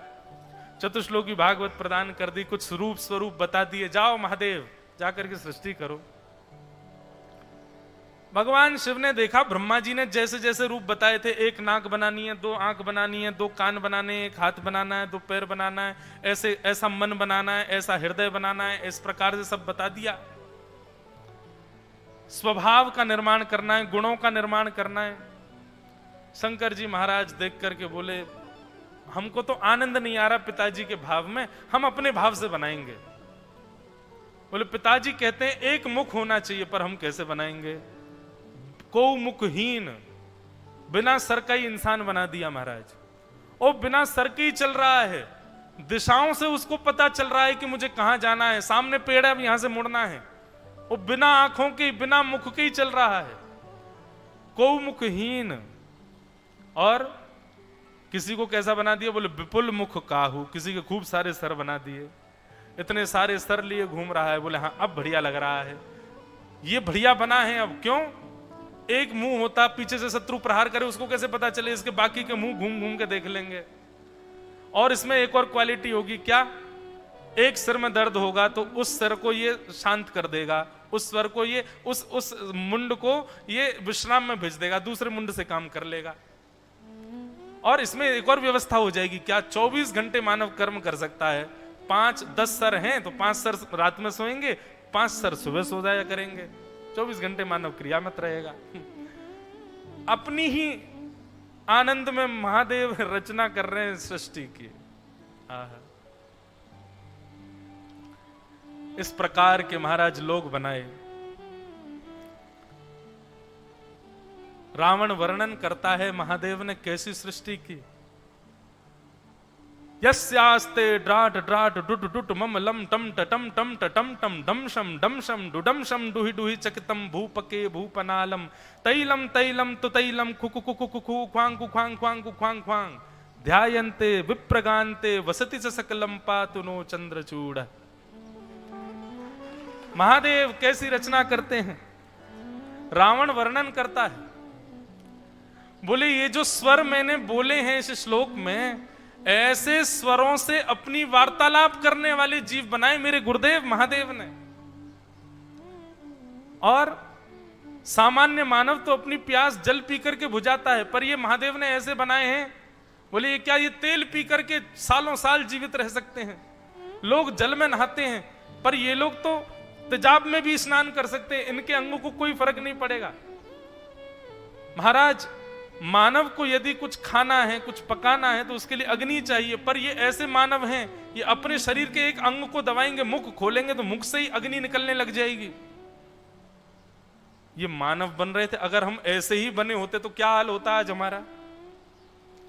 ब्रह्मा जी ने थोड़े दिन आराम किया, उसके बाद मन में विचार किया, देखें तो सही महादेव रचना कर रहे हैं, कैसी रचना हो रही है। और महाराज जैसे ही ब्रह्मा जी ने नीचे आकर के देखा, पूरी सृष्टि जला दी, एक दूसरे के पीछे अग्नि लेकर के भाग रहे हैं। एक तो ब्रह्मा जी के पीछे ही भागा ब्रह्मा जी को मारने के लिए। ब्रह्मा जी छुप करके गुफा में जाकर के बैठ गए, बोले कहां है महादेव रुद्र। देखा तो एक शिखर के ऊपर बैठे हैं महादेव ध्यानस्थ। ब्रह्मा जी पहुंचे, पुत्र, अरे पिताजी आगे देखिए मैंने कैसी सृष्टि बनाई। आपने तो मानव को ऐसा बना दिया था, मुझे तो वो बिल्कुल बलहीन लग रहा था। मैंने कहा थोड़ा बल तो होना चाहिए। देखिए मैंने 10 सिर वाले मानव बनाए हैं, 5 सर रात्रि में सोएंगे, 5 सर सुबह। अपनी सारी खूबी बताने लगे। ब्रह्मा जी बोले बेटा अलम प्रजा भी तुमसे नहीं हो पाए, इसको बंद कर दो, यहीं पे यहीं रोक दो, ये पूरी सृष्टि खत्म हो जाएगी नहीं तो। शंकर जी बोले पिताजी भाई नहीं आपको? नहीं बेटा बहुत बढ़िया है, लेकिन ये जी नहीं पाएंगे इस संसार में, और ना किसी को जीने देंगे। जो मेरे पीछे ही भाग रहे हैं मारने को, वो कैसे जिएंगे, कैसे जीने देंगे। बेटा मैं समझ गया, मैं जान गया हूं तुमको, तुम सृष्टि करने के लिए आए ही नहीं हो, तुम तो भगवान का भजन करने आए हो। और तुम्हारा जो स्वरूप है ना वो तमोगुणी है, क्योंकि तुम मेरे क्रोध होने पर उत्पन्न हुए हो। बंधुओं ये बात कहने में मुझे थोड़ा तो संकोच लगता है मन में। महादेव नहीं है ऐसे, महादेव तो परम दयालु है, पर उनका स्वभाव कैसा, वो इतने ठाकुर जी की सेवा भाव में मस्त रहते हैं कि उनसे कोई क्रिया हो नहीं सकती। इसलिए भगवान ने उनको संहार के देवता बना दिए। बोले संहार कर दो। बोले संहार कैसे होगा? बोले तीसरा नेत्र खोल देना, अपने आप प्रलय आ जाएगी, सब खत्म हो जाएंगे, इतना तो कर देंगे हम। महादेव अपनी समस्त सेना लेकर के बोले पिताजी मैं कहां जाऊं? बोले उत्तर का भाग संभालो, पहाड़ों पर जाकर रहो, जहां मानव पहुंच ही नहीं पाए वहां जाकर के रहो, और अपनी सबरी सेना संग ले जाओ। और महादेव अपनी समस्त सेना को लेकर के, जो सेना नहीं मतलब जो उन्होंने बनाए थे, सबको अपने संग लेकर के और कैलाश पर जाकर के अवस्थित हो गए। बंधुओं कैलाश जो है ये शिवलोक ही है, ये महादेव का ही स्थान। बोलो नमः पार्वती पतये हर हर महादेव। ऐसे महादेव हैं। गोस्वामी तुलसीदास जी महाराज की एक बहुत सुंदर स्तुति है महादेव की। आज रुद्र के ही अवतार श्री हनुमान जी प्रकट हुए हैं, इसलिए गोस्वामी तुलसीदास जी की वाणी में एक बार महादेव को प्रणाम कर लो। त्र्यंबकेश्वर भगवान, उन्हीं के चरण सन्निधि में हम बैठे हैं, और क्योंकि यहाँ के दत्त भगवान भी जो हैं वो महादेव प्रधान दत्त हैं, इसलिए महादेव को एक बार सब लोग गोस्वामी तुलसीदास जी की वाणी में प्रणाम करो। विनय पत्रिका में गोस्वामी जी गाते हैं, शंकरम संप्रदम सज्जनानंदनम शैलकल्याणवरम परमरम।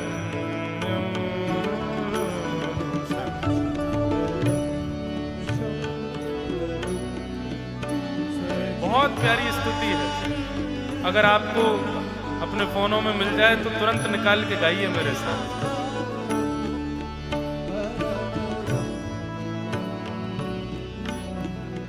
शंकरं शंकरं सज्जनानंददं शैलकल्याणवरं परमरं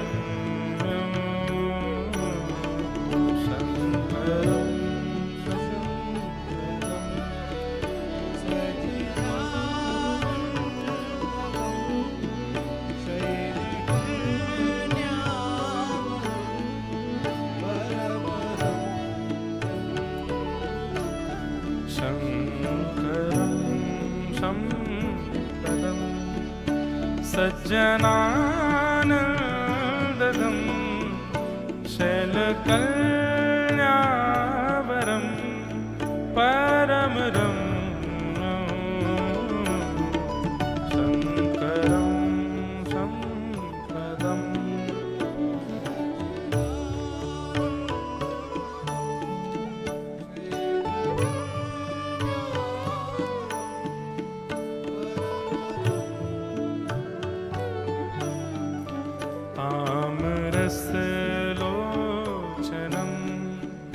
तामरसलोचनं भावदेवं भजे भावगम्यं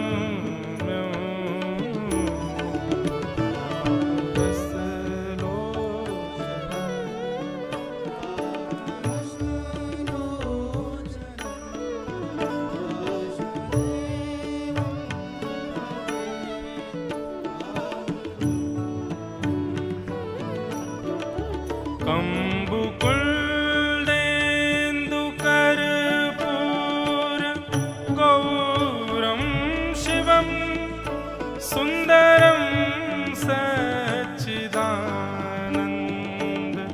कन्दं कम्बुकुल्देन्दुकर्पूर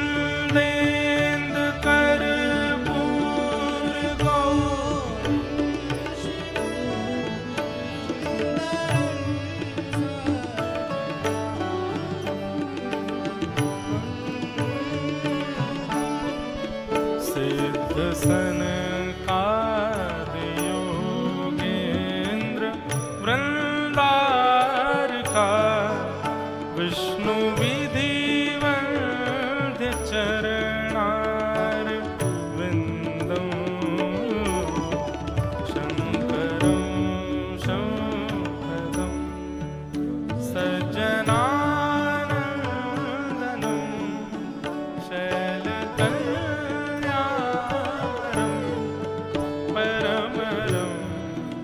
कैसे हैं महादेव? गोस्वामी जी कहते हैं ब्रह्मकुल वल्लभम सुलभमति दुर्लभम विकट वेशम विभुम वेद पारम ब्रह्मकुल वल्लभम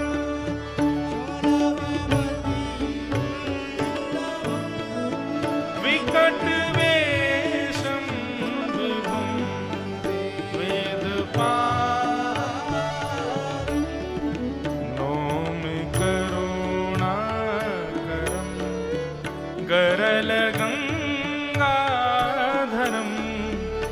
निर्मलं निर्गुणं निर्विकारं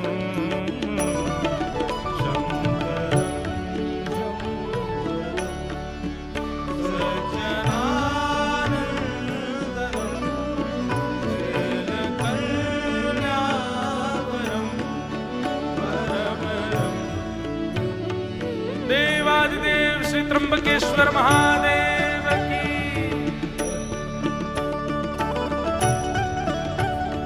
हर हर महादेव।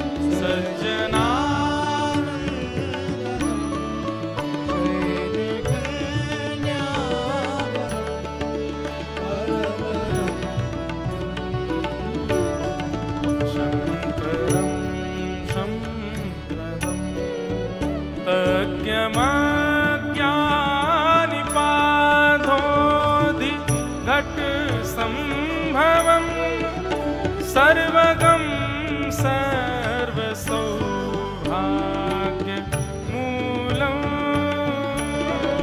तज्ञ मज्ञान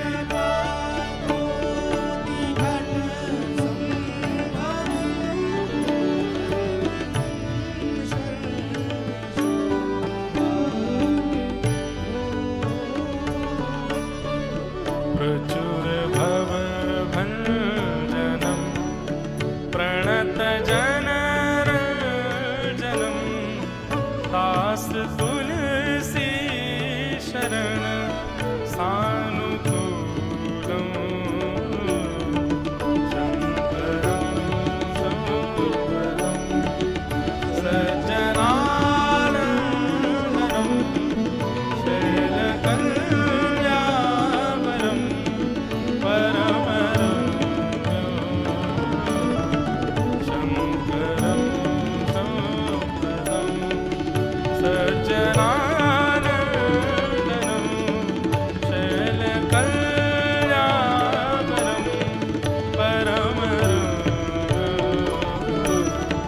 शंकरं संवरदं सज्जनानन्दनं शैलकल्यावरं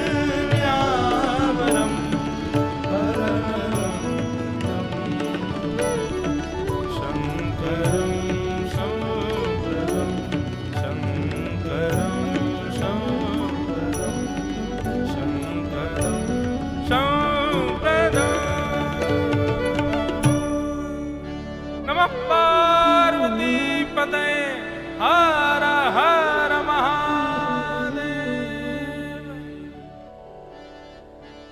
ऐसे महादेव प्रकट हुए और ऐसी अद्भुत सृष्टि की महाराज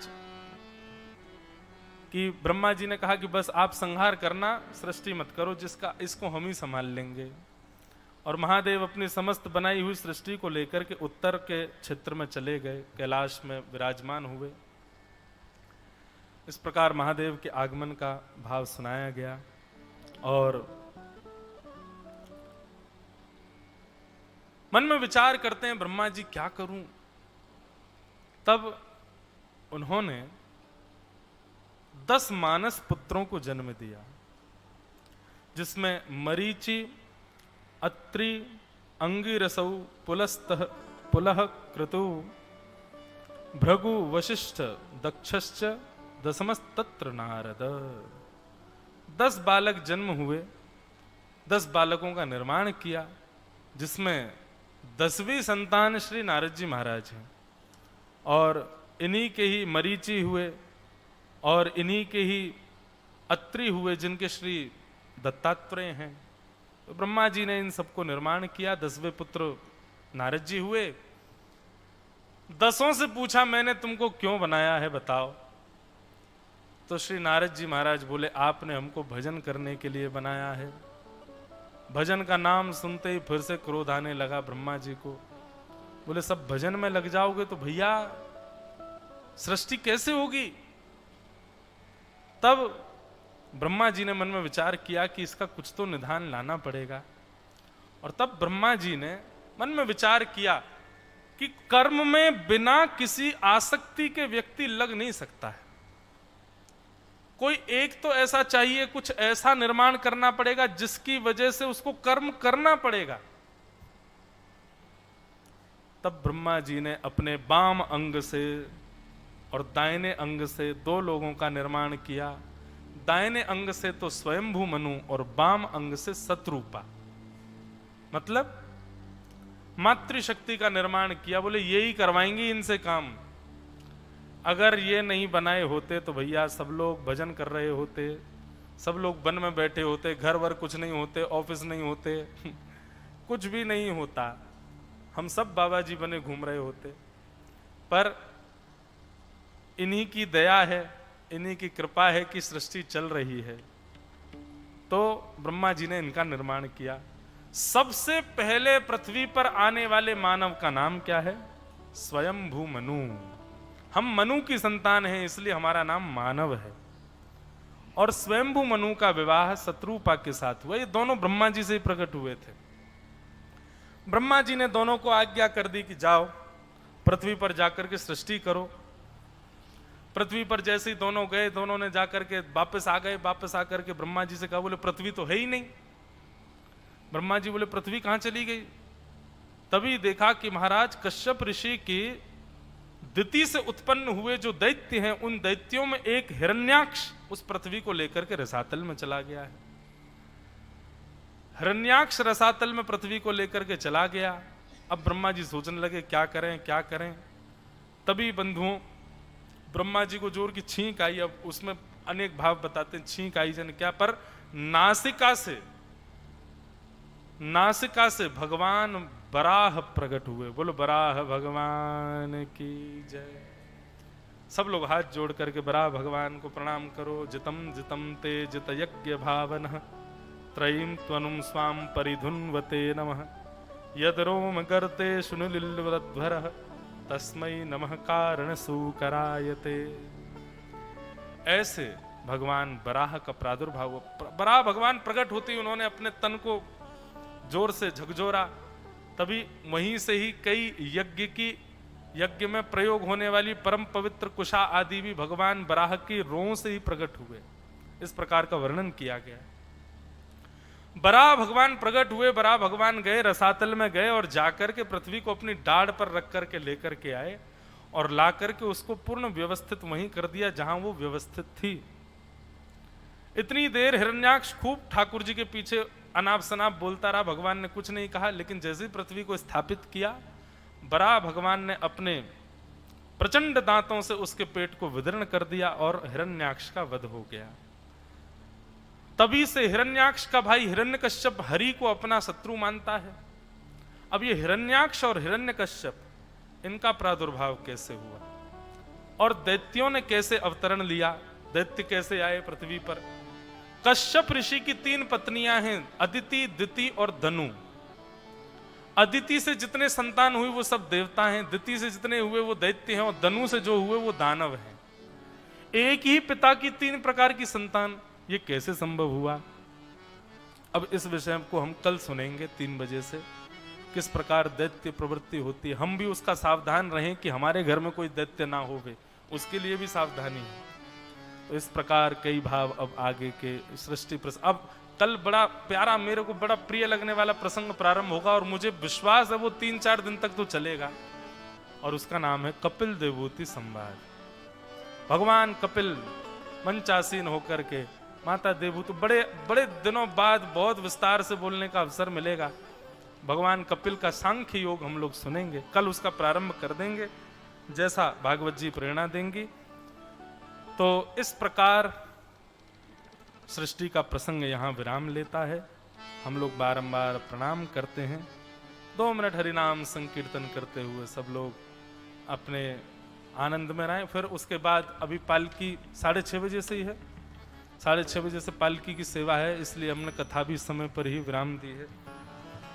तो उसमें भी सब लोग सम्मिलित होंगे। बाकी की जो जानकारी होगी वो अभी आपको मिल जाएगी। जय जय राम कृष्ण हरि, जय जय राम कृष्ण हरि, जय जय राम कृष्ण हरि, जय जय राम कृष्ण हरि, जय जय राम कृष्ण हरि, जय जय राम कृष्ण हरि, जय जय राम कृष्ण हरि, जय जय राम कृष्ण हरि,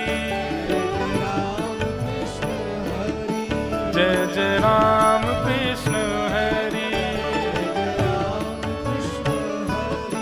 जय जय राम कृष्ण हरि, जय जय राम कृष्ण हरि,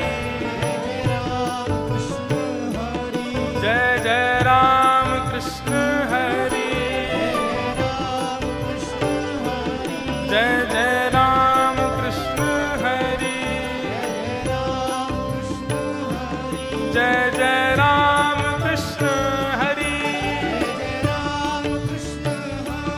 जय जय राम कृष्ण हरि, जय जय राम कृष्ण हरि, जय जय राम कृष्ण हरि, जय जय राम कृष्ण हरि, जय जय राम कृष्ण हरि, जय जय राम कृष्ण हरि, जय जय राम कृष्ण हरि, जय जय राम कृष्ण हरि, जय जय राम कृष्ण हरि, जय जय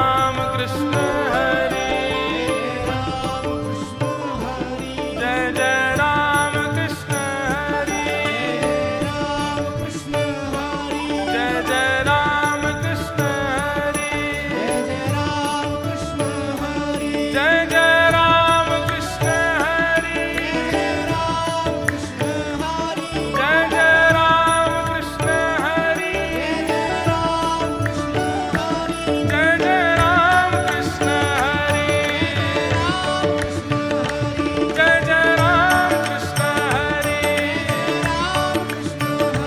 जय जय राम कृष्ण हरि, करताल बजा के गाओ, जय जय राम कृष्ण हरि, जय जय राम कृष्ण हरि, जय जय राम कृष्ण हरि, जय जय राम कृष्ण हरि, जय जय राम कृष्ण हरि, जय जय राम कृष्ण हरि, जय जय राम कृष्ण हरि, जय जय राम कृष्ण हरि, जय जय राम कृष्ण हरि, जय जय राम कृष्ण हरि, जय जय राम कृष्ण हरि, हे विठ्ठल विठ्ठल, विठ्ठल विठ्ठल, विठ्ठल विठ्ठल, विठ्ठल विठ्ठल, विठ्ठल विठ्ठल, विठ्ठल विठ्ठल, हे विठ्ठल विठ्ठल, हे विठ्ठल विठ्ठल, श्री विठ्ठल विठ्ठल, हे विठ्ठल विठ्ठल, हे विठ्ठल विठ्ठल, कुंडलीक वरदे हरि विठ्ठल, श्री ज्ञानदेव तुकाराम, श्री पंढरीनाथ भगवान की जय। अवधूत चिंतन श्री गुरुदेव दत्त। नमः पार्वती पते, हर हर महा, जय जय श्री राधे।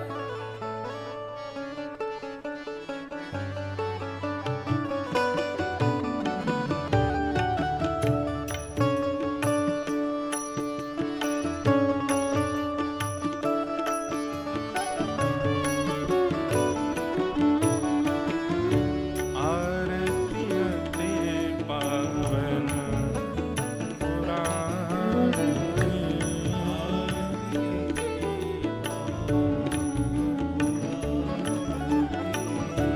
धर्म भक्ति विज्ञान खान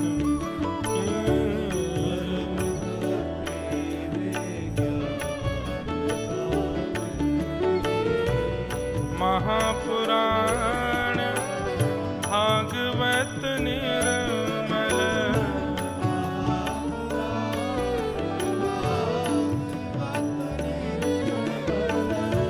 सुखमुख विगलित निगम कल्प फल,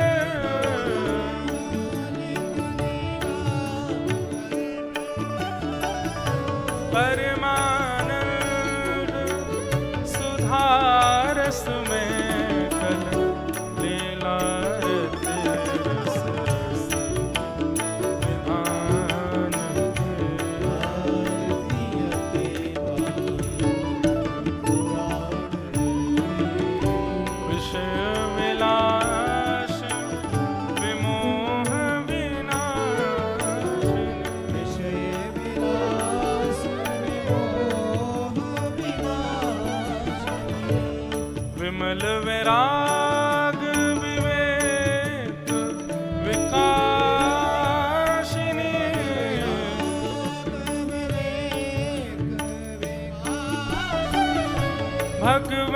तत्व रहस्य प्रकाश परम ज्योति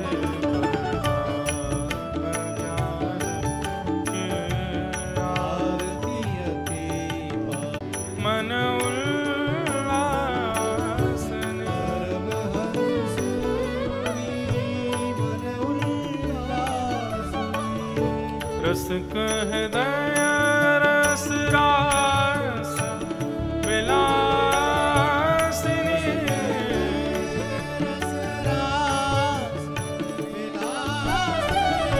भुक्ति मुक्ति रति प्रेम सुधा तथा